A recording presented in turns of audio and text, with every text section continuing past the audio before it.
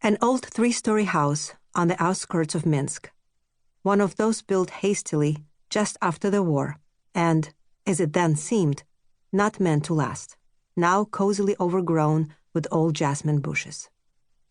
With it began a search that went on for 7 years, 7 extraordinary and tormenting years, during which I was to discover for myself the world of war, a world the meaning of which we cannot fully fathom.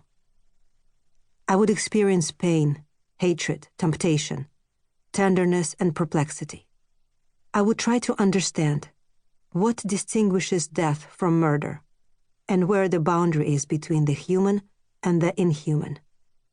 How does a human being remain alone with the insane thought that he or she might kill another human being, is even obliged to? And I would discover that in war there is, apart from death, a multitude of other things. There is everything that is in our ordinary life. War is also life. I would run into countless human truths, mysteries. I would ponder questions the existence of which I had never suspected. For instance, why is it that we are not surprised at evil? Why this absence in us of surprise in the face of evil? A road and many roads. Dozens of trips all over the country. Hundreds of recorded cassettes, thousands of yards of tape. 500 meetings, after which I stopped counting.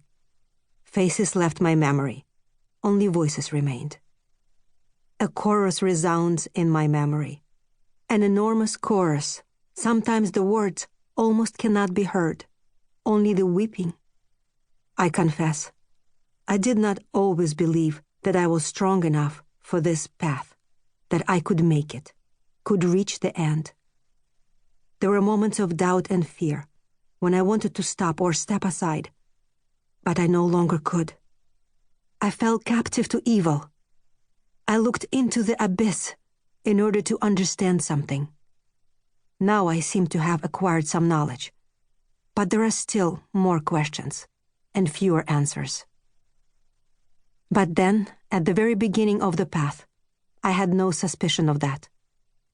What led me to this house was a short article in the local newspaper about a farewell party given at the Udarnik automobile factory in Minsk for the senior accountant, Maria Ivanovna Morozova, who was retiring. During the war, the article said, she had been a sniper, had 11 combat decorations, and her total as a sniper was 75 killings. It was hard to bring together mentally this woman's wartime profession with her peacetime occupation, with the routine newspaper photograph, with all these tokens of the ordinary.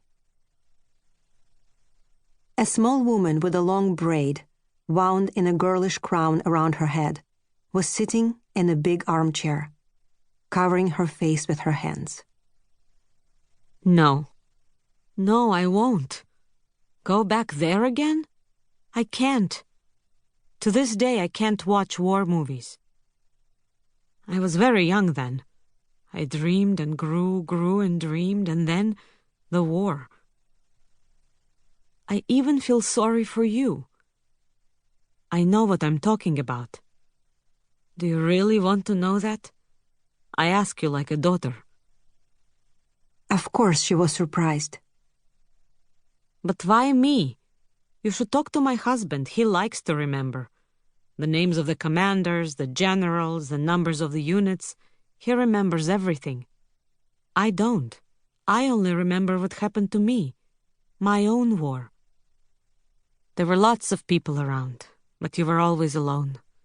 Because a human being is always alone in the face of death. I remember the terrifying solitude. She asked me to take the tape recorder away.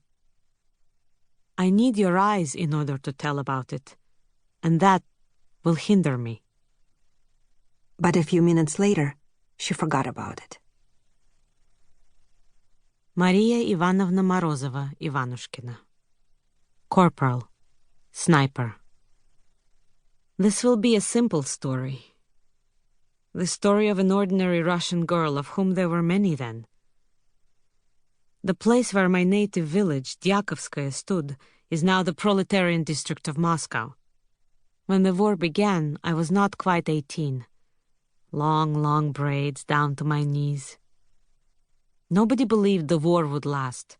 Everybody expected it to end any moment. We would drive out the enemy. I worked in the kolkhoz, then finished accounting school and began to work. The war went on.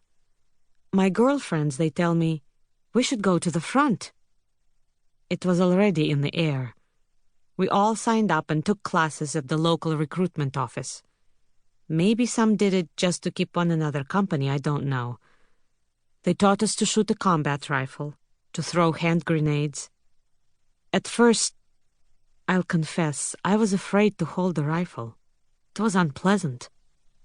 I couldn't imagine that I'd go and kill somebody. I just wanted to go to the front. We had 40 people in our group. 4 girls from our village, so we were all friends. 5 from our neighbors. In short, some from each village. All of them girls. The men had all gone to the war already. The ones who could. Sometimes a messenger came in the middle of the night, gave them 2 hours to get ready, and they'd be carted off. They could even be taken right from the fields. I don't remember now whether we had dances. If we did, the girls danced with girls. There were no boys left.